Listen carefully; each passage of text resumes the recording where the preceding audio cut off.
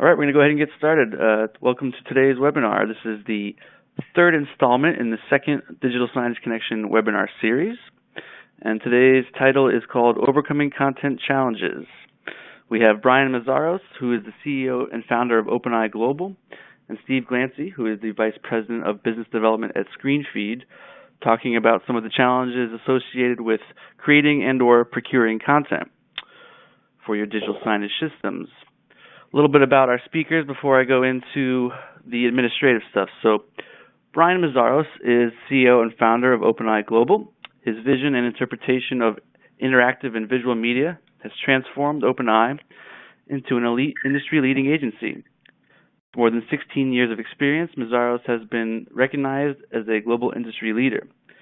He's been recognized by Design, Retail, and Commercial Integrator magazine as one of the most influential young professionals under 40 in both the retail design and digital signage industries. He maintains an active involvement in both the SEGD and the DSE Advisory Board, helping to further educate the design community on digital engagement. As Vice President of Business Development at Screenfeed, Steve Glancey has developed a unique perspective on software and content strategy. He has worked with many digital signage software solutions, allowing him to gain an understanding of their strengths and weaknesses in relation to scheduling and managing content. Over the past 5 years, Glancey's team grew the company from 75 customer networks with fewer than 1,000 screens to more than 1,800 customers with more than 120,000 screens around the world. He holds a BA in Business Marketing from Bethel University in St. Paul, Minnesota, in addition to DSME and DSCE certifications. That said, before I hand it over to our presenters today, as always, please post your questions in the chat bar on the left, and we'll address those at the end of the webinar. And if you come in late or want to share this information with a colleague down the road, we will have the full recording available on Digital Signage Connection by Friday or Monday at the latest.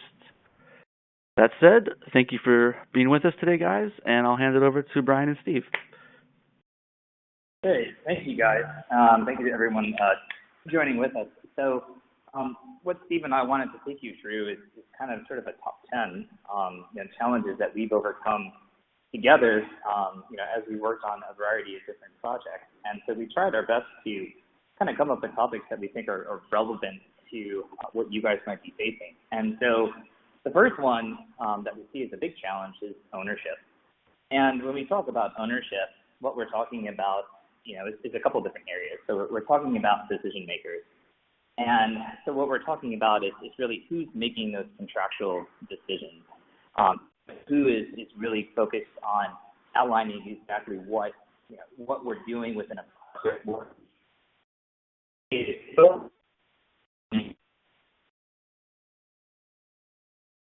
And speaking, what we always found is it's never really the same person throughout the course of the project. It's very important for you to identify. It's very important for you to recognize and understanding who is owning the contractual side and who's owning actually the day-to-day part of that, meaning who are you reporting to, who are you getting approvals from, who are you presenting concepts to, who are you actually dealing with when you're working through those designs.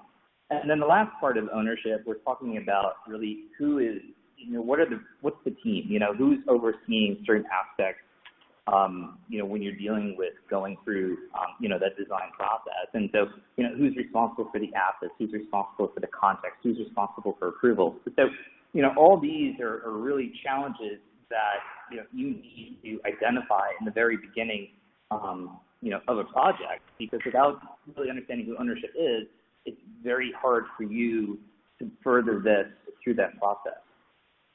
Actually, Steve, could you hit the next slide? Sorry, I've analysis or even out at me here. And so the next part that we felt was, a big challenge is around content planning. And this really kind of falls into developing a content strategy. And so, what we're trying to, accomplish with this is really how are we developing our content? What are we thinking about when we're developing it? And we're trying to take into account certain different areas to understand how we're developing this for. So, for example, audience demographics. We want to know who are we communicating to, who's watching this, who's going to be coming to that space. What is their profile, so we know exactly on how we're developing to that audience. And then we want to understand, what's the space? Why are people there? What is what is their purpose? What are they challenged with? What are some other obstacles that might be in their path before they actually see the content that's on the screen? Is this, what kind of traffic is coming through there? And then also is to, where are they coming from? What other areas, is this in a mall? Are they coming from another store? Is this a, standalone store, so they're coming into it? What are they being exposed to? What aren't they seeing? And then lastly, when we're talking about, zones, so when they come into a store, what different areas do they go through? How big is the store? Are they looking at different aisles? Are they going to different departments within the store? All this is very critical to understand, so we make sure that we're communicating to the audiences as we best possibly can without, alienating our audience. So, that's definitely something to also be concerned about, in that process. And then Steve, you can go to the next one. Sorry. Great. Yeah, so the next thing that we kind of thought was worth talking about and needs to be planned from the very beginning and really is an ongoing process is, your playlist strategy. You have different people coming back at different times, and there's, certain places maybe in your location where people are going to be sitting there at a lobby for a longer period of time, or maybe people are it's an ad network and people are walking by really quickly. So what is that dwell time in front of your screen? And there might be different within your network from one location to the next. And then the next thing I always like to talk about is, how often are they returning? And based upon how often they're returning, you might want to make that your refresh frequency. That would be how often you're updating that content. For some networks, it might make sense to talk about your effective frequency. So there's research that was done, maybe you've heard this before, that it takes 4 to 7 times to see a message before it actually clicks. So maybe you want to kind of use all those things, kind of take in some kind of calculation strategy at the beginning. How often should we make sure this content is updating based upon how often they're returning and how often and how long they're going to be in front of that screen. And there's other things to take into consideration as you're putting together the strategy for how often you're updating and changing the content, which might be, time of day. What content might you show in the morning versus in the evening? And that kind of got to Bryan talking about, where are people coming from and where are they going? And there's also things like day parting or trigger-based content. So if it's, getting warmer outside, or if it's, the traffic is slowing down, maybe we want to change the kind of content or the length of the message that's displayed. Lastly, and this is obviously a short list of all the things to take into consideration, but, audio, no audio. With digital signage, it's huge component, right? Because it's not like you're sitting at home in a quiet room. There's tons of things competing for their interest, and based upon how far away they are from the screen, maybe you can do scrolling captions in addition to the audio, or maybe it just needs to be large text. Lots of things to take into consideration, and the biggest challenge is to be smart right from the beginning, think about these things, and put together a good strategy.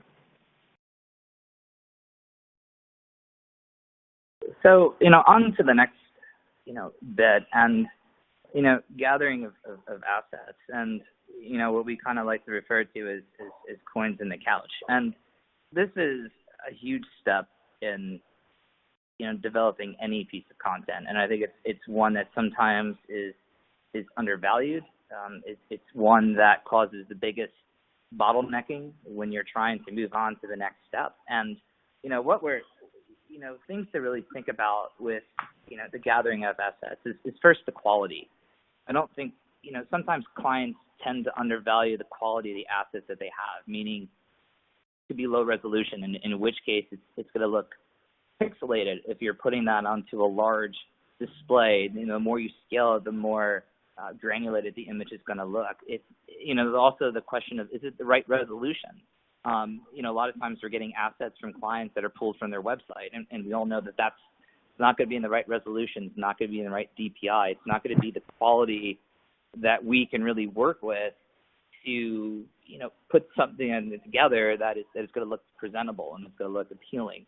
A lot of times, we find that it's the resolution is the downfall, and it's very hard for us to work with. Or even the file type, we ask for a lot of times is getting the correct format of a file. We're asking for whether it's format or whether it's in its possible rawest format. A lot of times we're getting, logos that are JPEGs, and we're really asking for logos that are in Vector, that are Illustrator, and formats that we can manipulate and formats that we can edit. And, sometimes you hear the clients kind of saying that, well, those files are, large in size, but that's how they should be.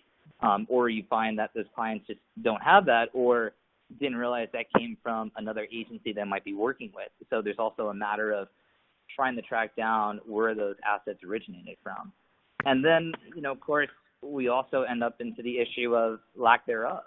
A lot of times we find that our clients, believe going into it that they have the appropriate amount of assets to develop something. And the reality is they don't have the imagery, or the imagery doesn't align with the messaging of the piece of content, or, the format that we need it in. They don't have that. And so, all that really prevents us from really creating a piece. And it's very hard to work from nothing. It's very hard to create, visual assets from scratch. And we can, but then, of course, that goes back to the issue of, how much is really left in the budget that we can tap into. So this part I can't stress, and I know Steve, agrees, this is such a critical part in making sure that the right assets make it easier for that process to continue on.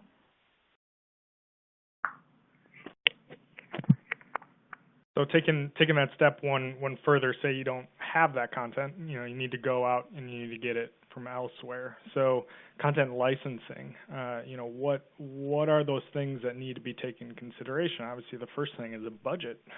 It costs a good amount of money to make sure that your content is licensed. So, we live in this world where, hey, if I can find it, I have access to it. And obviously, as many of you guys know, that's not the case. You need to look at the terms of where these assets came from, if you currently have them, to make sure that they're appropriate for digital signage. There's specific licensing that needs to be taken into account. There's also other things to be considered. For example, with whether it be an image or a video asset, you also need to take into account, feeds. That's where I spend most of my time. Here's a screenshot, if you look on the slideshow here, of the terms of use for CNN. I can take this URL from CNN, but if you look at the terms of use, I highlighted a few of the things. It specifically says it's for non-commercial use, and if it's incorporated into advertising, you can't do that. Also, basically, unless there's a functional link available, so even if you're a school or a church, it has to be a touchscreen according to these terms in order for it to be of the proper use. And of course, if you're not licensing or using things properly, they have the right to discontinue at any time or pull the content away. So you need to think about these things, because there are a lot of lawsuits. Just search, lawsuit for improper use of images or whatever you want to look, and it can get really expensive. And there's companies even in the digital signage industry that have been sued because they haven't licensed things properly. So take those things into consideration. Who owns the rights? Are they yours? Do you own them? Can you plan on budgeting an agency or internal marketing team to be able to give you the assets that you need? There's also things like to consider one-time costs versus ongoing subscriptions. Say you want to, get something from Deposit Photos, or and that's more like a subscription type fee, or maybe it's a one-time, I just want to purchase this image or asset to use as a background for whatever content I'm creating. All these things, these costs add up really quickly. So you just kind of need to think about that ahead of time as you're putting together your budget from the beginning.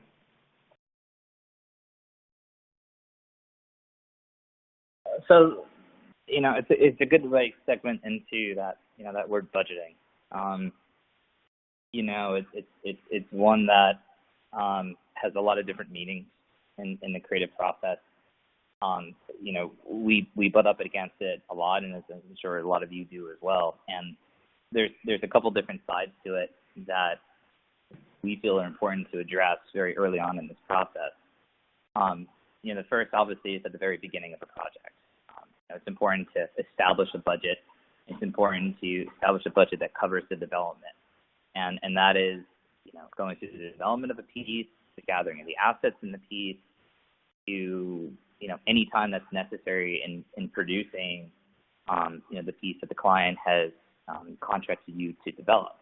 But another part that I think a lot of people kind of forget about is the ongoing piece of content managing and development. And so what we mean by that is, a lot of pieces, if you look at it from if they're dynamic or if they're set up in a way that there's certain elements of it that need to get changed over the course of the year, that's all hours. That's not included in the initial piece. So they pay X dollars for initial piece to be created. That doesn't generally cover any additional edits to it. So if it's retail and it's a promotion and the text changes or the image changes, that's something that the client needs to be aware of, that they need to factor additional hours for that to be done throughout the course of the year. And so it's important to advise your client to say, hey, this initial amount covers this, but if you need to have this refreshed every quarter, there's an additional cost to that, and this is what that cost looks like. And the other part is we find a lot of clients sort of fall flat that their budget only covers what happens on day one. And so when you continue to develop, what happens on day two? Is there enough money left, or are they thinking about that of what's day 2, what's day 30, what's 365, and what's 3 years from now, knowing that, and you have to look at it and say, well, you have an audience and you need to continue to keep that audience engaged, and the only way you can keep them engaged is by putting up fresh content so they want to continue to look back at the displays. And so that, of course, goes into budgeting. And so if you can get out ahead of them and say, this is how you should be thinking about your content through the course of the year, again, that makes it easier to have that conversation, or easier for you to react should they come up with a request and say, hey, we need this. I mean, it's always, we find it best is to, steer our clients in the right direction and make them aware of that.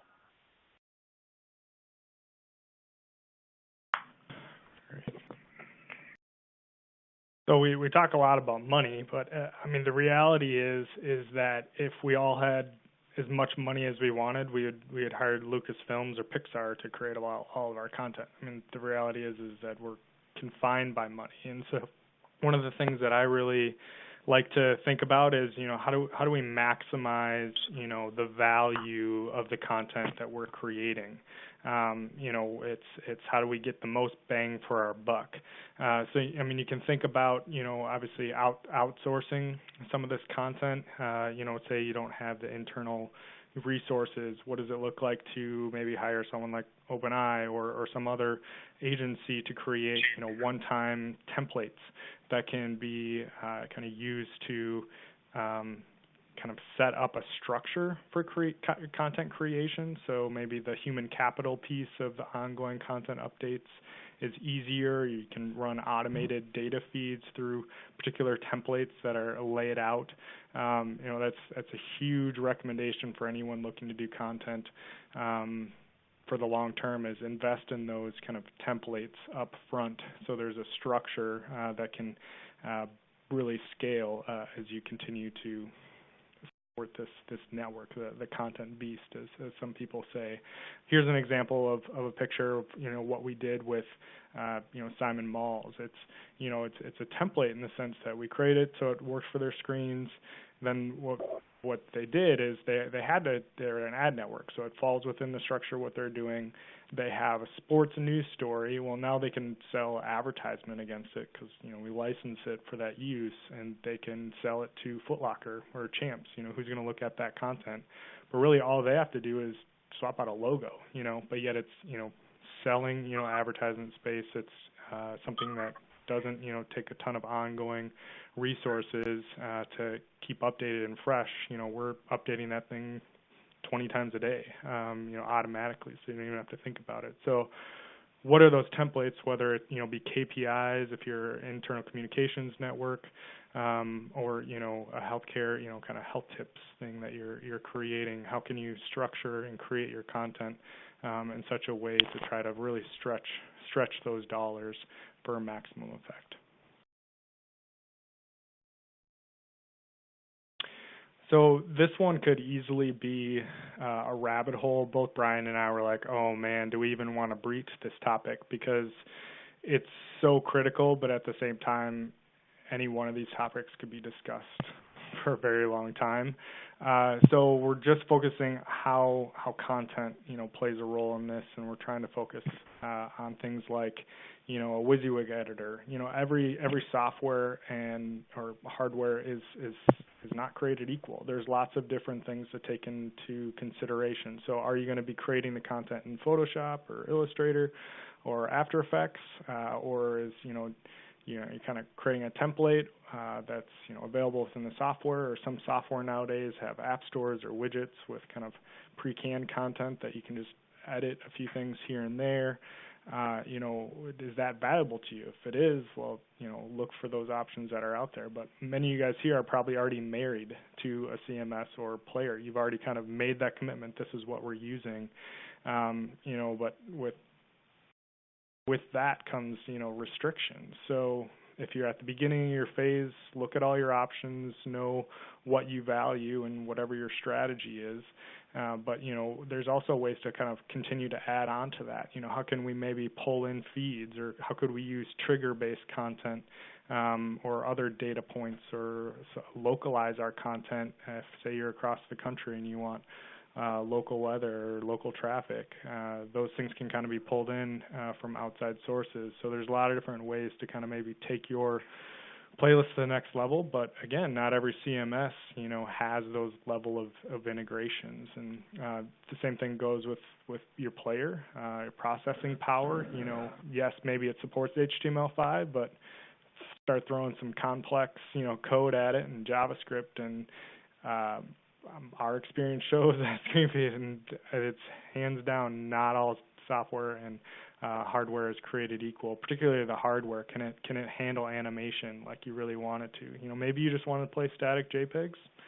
You don't even need to worry about half of this stuff. Any software and player hardware could process that. So it really depends on what your strategy is and what your goal is as you're doing this, but you got to think about that ahead of time, because like I said, it's a marriage, and divorcing later on in the game is expensive. So you really want to take that into account and think about that ahead of time if you can.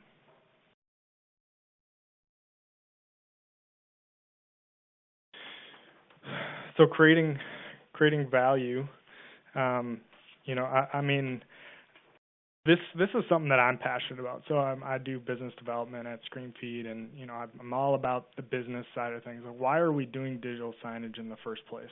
What's the point? Well, we're trying to create value for our company or for our organization, and if it's not, why do any of us have a job? Or what's the point?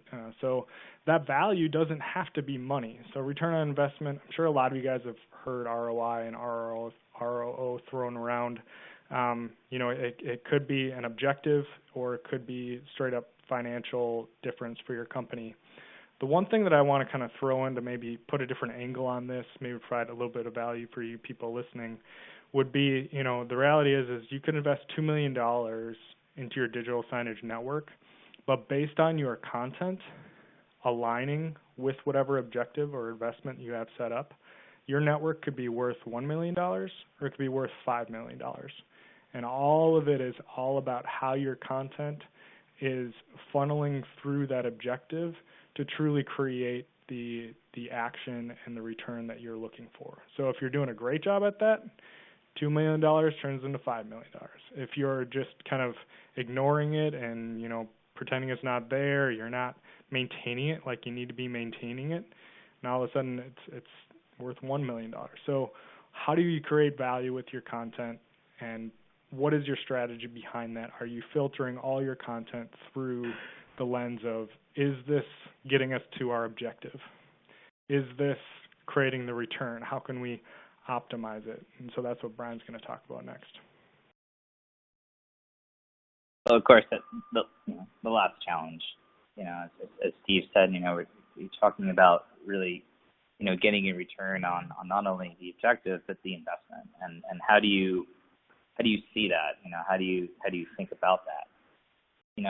What we tried to really think about in this whole process is, when we're developing content and a client is investing into, we want to first make sure that the message and the call to action, the CTA, the call to action, is there an actual something that you're having the audience do that's in the piece, So that's the first thing to think about is if you're putting and investing the time in developing content, is it relative as in asking the audience to do something, meaning are you asking them to buy something, or asking them to perform some kind of action that really shows that there's value to them watching this messaging. Another piece that we try to advise our clients in thinking about to understand value is very simple A to B testing, meaning if it's a chain, we ask them to think about deploying that piece of content at 5 stores and then have 5 stores without, and do a comparison to see was there a success in how that message was reacted to, and did the audience, or was there an increase in sales on those 5 stores versus the 5 stores that didn't have that. So there's a lot of, I don't want to say experimenting, but a lot of thought behind how they're testing it and making them really kind of see if there things they do to tweak that message, and is there an opportunity to really test, see how it does in different stores or different demographics, and to really hone in on what that message should be, because it's part of learning process. It's part of seeing how the audience reacts to it, and then it's going back to be able to tweak that message or change that image, or modify that CTA so it really does have an impact on the environment. And again, we talk about research. There's a part too of sort of researching and looking at the performance of those pieces. What impact did it have on sales? What impact did it have on the customer's behavior or the way they experience the space that they're in? And all that data is there, and it's important to work with your client in getting that information from them. Looking at the POS, looking at any sales records or anything that they have, to really understand the impact that piece has had. And that goes back to what Steve had said before. There's a bit of a relationship between the CMS that you're using and looking at any proof of run reports, or looking at anything that you're getting out of the CMS to be able to compare that against what's happening in the environment itself. So there's a bit of thinking about this, and then thinking about the CMS that you're using, and like Steve said, once you head down that path, it's very difficult to change direction. So this is another aspect that's really important to think about, and not to really overlook it, because you want obviously the client to see value out of what it is they're having you produce. I mean, that's how Steve and I we are in businesses that we're producing content that has an impact for our clients in their space. So optimization only leads to greater success for the client. And so I think that kind of wraps up our top 10 content obstacles. And so there's a lot more I think Steve and I can end up saying. I know there's been some questions that have been out there. So if you've got questions, Steve and I've got answers. And then you see there's our emails and Twitter feeds and whatnot. So if we don't answer them on this, feel free to shoot us both an email, and we'll get back to you. So yeah, I think that's kind of it from us. All right, excellent. We do have a few questions already trickling in, so I'll go ahead and pose them for some people. The first one is from Toronto. What do you guys think is the maximum length a message spot should be in a storefront window? I mean, I'll Steve, I'll grab this one, and then yeah, curious to hear your answer. The front is very difficult because people don't tend to dwell outside the front of a window. So, are they walking by for 10 seconds? Are they walking by 15? Where is the store at? If it's in a mall, it's maybe a little bit of a different dwell time than what if it is on a high street. We did a study for our clients, and watched how long people took to walk. 10, 15 seconds. I would say it's probably a good range, but really observe how long it takes people to walk from left to right in that front of the store, and then also watch too and how people are do they dwell in front of it? Is it for all across the street from the store there's a food court or something that that people would end up have a stopgap and look at it longer than you think. But For a storefront, you really don't want to be, I think longer than in the 15-second range, if not even shorter. Okay. Maybe we have a question from California. Maybe you guys can expand a little bit on what KPIs are and how they apply to this. Yeah, so KPI, basically that's short for key performance indicators. So that was mentioned in the context of a corporate communications environment, or typically that's where you'd find it. So an example might be, I'm in a sales pit or support kind of center, and I'm looking up and I can see key performance indicators of how long people have been waiting on the phones, how many people do we have waiting, who's making the most sales, what are those sales numbers, are we tracking for our day.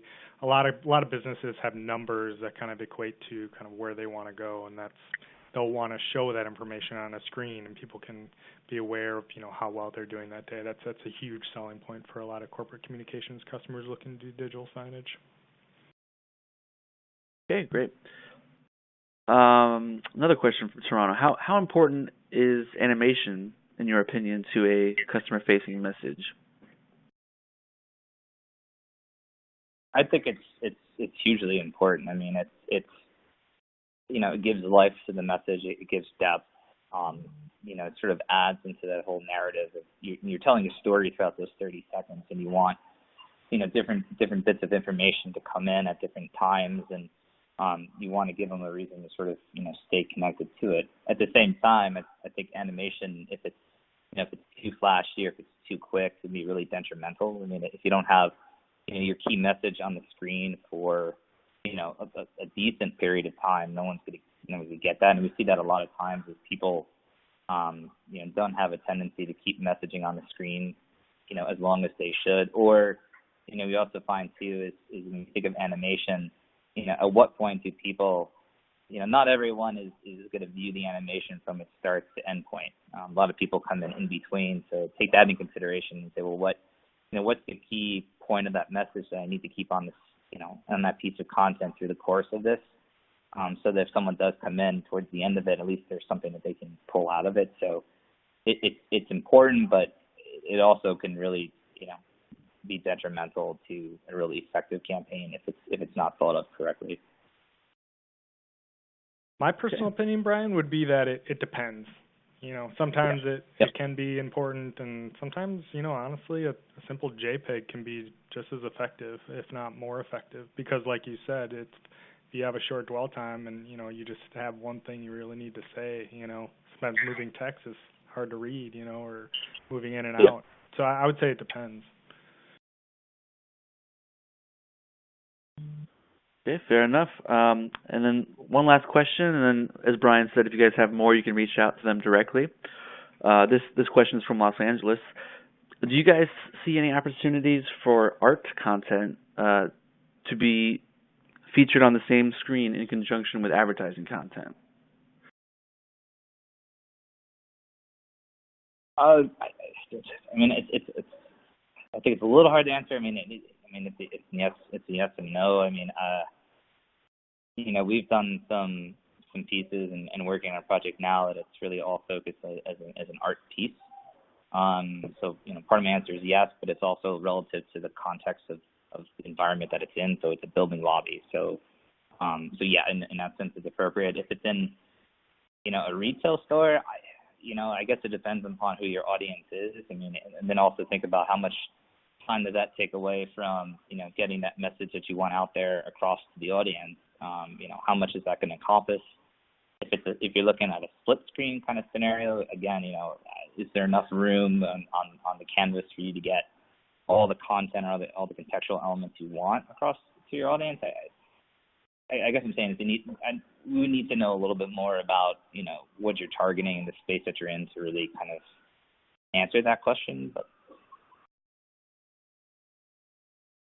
yeah, I would have my doubts personally. I mean, I'd say maybe in some unique cases, kind of what Brian was saying, you were trying to come up with some scenario where it makes sense. I guess I wouldn't see a oodles of opportunities out there, but in a rare case here or there, maybe that would work. Yeah. All right. Excellent. Great job, guys. Thank you again for putting this presentation and the feature together and giving your top 10 list here. Again, if you came in late or you want to share this information, we will have the full recording available on digitalsignageconnection.com by Friday or Monday. And thank you again. Thank you for joining us. Have a great rest of the week.